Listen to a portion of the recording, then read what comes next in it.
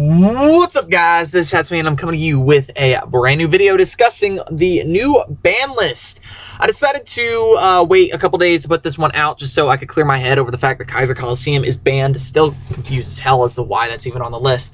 But I know why, and I'll explain why it'll go, or at least I think I know why. And I'll explain why as we go down to the bottom of the list. But yeah, let's just get into the discussion. I'm not going to stay too long on why certain things. I think it's pretty obvious, but I'm really going to be focusing on this video about the state of the meta and where we're heading at the moment. So, first, monkey board was banned. I think we all saw that coming. I think that's pretty easy to see. One card scale gets you a lot of advantage in pendulums, so yeah, it deserved it. Kaiser Coliseum, don't know why it's here. Wasn't seeing any play whatsoever. I can make an argument for it as well once we get down to the state of the meta as to why it's banned. But moving on, we got Seer. Seer, yeah, honestly, the fact that Burning Abyss, that they didn't touch Dante, I feel like whoever's in charge of the TCG ban list, I think they're just trying to be as different from the OCG as possible without like trying to change like change the meta so it's completely different, but they're trying to change it so that we are on our toes a little bit. Seer should have been banned, in my opinion, if they wanted to make a difference with the meta, because I don't think Seer at 1 and Beatrice at 1 are really going to do the damage that to Burning Abyss that putting Dante to 1, Skarm to 1, and Seer to 1 over, and Graph to 1 over in the OCG did, because that's what they did, and it just blew the deck completely out of the meta. So yeah, I'm not really surprised that like this is still a thing. People are still talking like how it's not dead. It's not dead. 3 Dante, they still 3 Dante. The deck's still very functional. So yeah, whatever. Moving on. Monarchs got shanked right in the cankles. This deck is dead. Like, I don't care what you say, this deck is gone. It lost 2 of its most powerful cards, if not its most powerful cards. The deck cannot function as domain Monarchs at all, in my opinion. I don't think that it can. I think the Stalos is probably the best card now in the deck. That's at 3. Just because it just rips a card out of your opponent's hand. However, I really don't see this card unless it gets mixed with something else like BA, Monarchs. Like, the deck's just, the Monarch archetype is dead. So, Pantheism is at 1. This is its main draw card. It's not going to do anything. Monarch Stormforth, I've been saying for over a year now that this card is broken. It's used in so many decks that contribute summon to just gain stupid advantage. And Stormforth, yeah, I'm happy this is at 1. My UA deck might cry a little bit, but honestly, yeah, who cares? It's Stormforth's at 1, and that's all I care about. Aether is at 1. Thank you. I predicted this. I did not put out a prediction video, but I am very happy that Aether is at 1. I did predict this. The card just gets the deck so much advantage. You can get out Karaz, get draws. You can get on Aether or another level 8 and go in. You can either OTK or you can go to a rank 8 if you don't have the cards to go into an OTK. Aether's just stupid. And plus, if you contribute someone on your opponent's turn, just, I am so happy this is at 1. Ah, man. Cosmos. Cosmo Dark Destroyer and E-Telly are at 1. I think E-Telly overall hits a lot more decks than Cosmo. E-Telly at 2 was fine. I don't think it was a problem. Like, E-Telly itself was not the problem. Like, in all honesty, it really, really wasn't. Dark Destroyer was a problem. I'm happy this is at 1. And Cosmo is not dead. It's still alive as well. It does lack a little bit of power, but they still have a lot of cards that can be just as devastating to try to deal with. Not necessarily just to gain like losing advantage against, like Dark Destroyer can do, but to deal with. There are still a lot of problem cards in Cosmo that are hard to get around. So, Dark Destroyer at 1, yeah, that really hurts the deck. That does hurt the deck, but it's not something that's going to shoot it out of the meta. And neither is E-Telly at 1. I mean, they can just replace the E-Telly with like a 1-for-1, and it's not going to be a big deal. Honestly, it's 1-for-1. It's probably just going to be fine. The deck already plays Call the Haunted anyway, so 1-for-1 is probably going to be fine. Pendulums. Kieran is at 1. Thank you, God. Oh my gosh. Kieran at 1 is a blessing. They finally listened to the community on this. OCG is considering themselves lucky because they still have 3 Boombuku and 3 Unicorn over there. I'm very happy this is at 1. This card is just so ridiculously annoying to deal with. It just doesn't go away, and unless you can solemn it. Like, it's the only way you can get rid of it. Happy it's gone. We do have a replacement card sort of coming out in the next week, I would say, and I'm going to discuss that in another video, because it's not as amazing as Kieran, but it's still a good enough replacement to play. But anyway, yeah, moving on. That's a completely different topic. Anyway, Pendulum Call is at 1. Honestly, this is not the card to hit. Pendulums still have the searchability necessary to function. I am honestly surprised that Pendulum Sorcerer was not touched. That card is way more of a problem than Pendulum Call will ever be. And yeah, Pendulum Call, I don't know why this card was hit.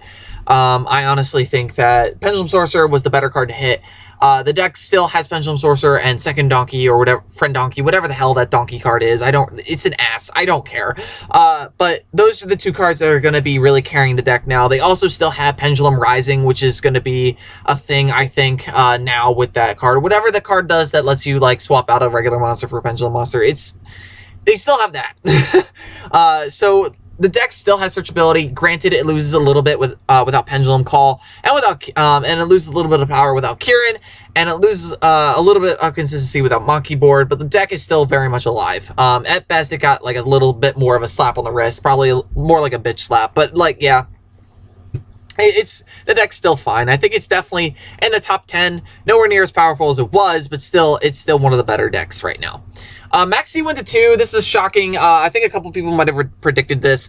It's still worth it to play at 2, but it's a balanced card. I don't understand why this was hit to 2. Yeah, I can see the problems with it, where if you take the Maxi challenge, you have to win or you lose, but there's still ways to deal with it. If you're playing, for example, a Demise deck and you didn't activate Demise, yeah, that's not actually a good example because Demise is just normal summons. But if you're playing a deck that you know is going to, like, no matter what you draw, you know you're going to get what you need in order to finish the game. Like, Maxi is a balanced card. I think Maxi, I think this was a mistake. I think we're probably going to see it stay at 2 for a while, unfortunately, just because Konami's really hitting on our draw cards at the moment.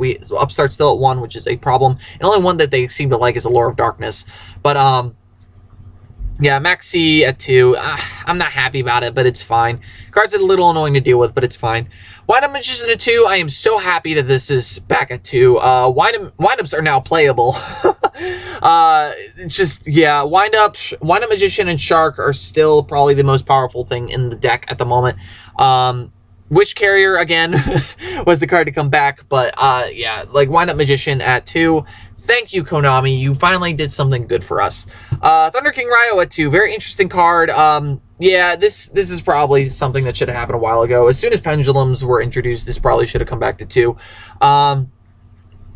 Just because it does nothing against Pendulums the majority of the time. So I am fine with this. So yeah, that's fine. Lure of Darkness is at 3. Why? 2 was fine. We did not need this at 3. I don't understand. I think zombies are going to love this card at 3. Same with Gold Shark. This is just going to be free pops and free summons for Shiranui zombies. This, yeah, stupid. Oh, 1,000 Eyes of Shik is at 3. This is really not going to do anything. So, yeah. And then Beatrice is at 1. Still, again, I don't know why this was the card to be hit. It didn't deserve it. Our Lady did not deserve it. It should have been Dante. Dante should have been the one hit. Okay, so now that we've gone over the ban list and what's been taken on and off, I want to talk about the state of the meta where we're heading into. So, in the next set, the next structure deck, we are going to be seeing ABCs become a thing. More than likely, we're now on a 6-month, 5-month rotation ban list. Probably, we're not going to get our next ban list until next February. I predict that Blue Eyes will most likely get hit at that point, just because we've had it long enough at that point. However, for the next couple months, once we get the new structure deck, definitely ABC will be a thing, and as well as with the Infinity plays and all that. So Just be aware of that and watch out for that. It'll probably be definitely one of the better decks.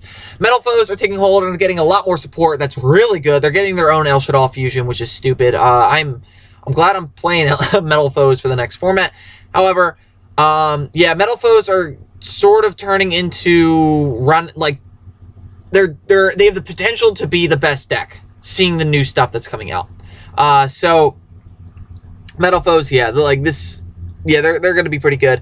I already went over Infinity. These are a bunch. Basically, these are the cards you're going to be seeing a lot of in the near future, especially Hope Harbinger with Blue Eyes. Hope Harbinger, honestly, Hope Harbinger, Infinity. The reason why I put these guys at the front was because these are the ones that are going to be able to deal with Kaiser Coliseum. I don't understand why Kaiser Coliseum was banned, because we have 4 cards that are holding on to the meta at the moment. They're some of the best cards. They're the ones that are the most used, and they're not hard to get at the moment. They're the best cards in the meta right now, or at least going to be, and they deal with Kaiser Coliseum the best. I don't understand why Kaiser Coliseum was banned, especially looking into this format. Yeah, granted, like, you could set up a board with, like, one card, like Hope Harbinger or Infinity and Kaiser, and your opponent's probably not going to be able to do anything about it. But at the same time, it doesn't make sense. It doesn't, like, you have to draw into it. This card is not searchable. You have to draw into it. Honestly, you have to play 3 or none. That's just how the card works. You can play Twin Twister very easily. You can banish it with Cosmic Cyclone. There are so many ways to get... You can play MST, for God's sakes. Like, get rid of this card. It's just... The card is not a problem, and especially because Dragon Buster can banish it. You can, if Orichalc leaves the field for whatever reason, which is not hard to do in Metal Foes, you can pop it with its own effect. Cyber Dragon Infinity, like, can just negate it when it hits the field, and then Hope Harbinger can just use it as material when it hits the field as well. So it's just... This card wasn't a problem. Yeah, moving on. Omega, you're going to see a lot of Omega. Zombies have seen, as well as Psyframes. Psyframes are getting more support in the future with Invasion Venom. It's just, like, honestly, the deck is getting a really powerful trap card, as well as a new Psyframe driver that is just, it warrants E-Telly being played in the deck. So... the fact that Psyframes can then play E-Telly is a problem. So Omega, you're probably going to be seeing a lot. More than likely, I predict now that Omega will eventually hit the ban list at some point. At some capacity, I am predicting Omega will hit the ban list. I don't know how much. I don't know how much of an impact Omega is going to have, but at some point it's going to hit. Burning Abyss is still very much alive. This is still going to be a problematic card to deal with, especially because you have to play Farfa at 3 at this point, and because there are a lot of things you can do with Farfa. We're moving into a format where things can be targeted. So it's just, yeah. Dante, like, Burning Abyss is still alive. They still have a lot of good plays in the deck, and more than likely they're going to be more of an annoying deck to deal with now. But it's not as powerful as it was. I'll give you that, but it's still a thing to keep in mind. The final deck I think that we're going to be seeing a lot of is Shaddoll trains, or at the very least trains. Super Dora is a very big thing. It is a very big guy. He's a big boy. But this guy is, yeah, he's going to, you're going to see him a lot. There's actually quite a few decks that can use him other than trains.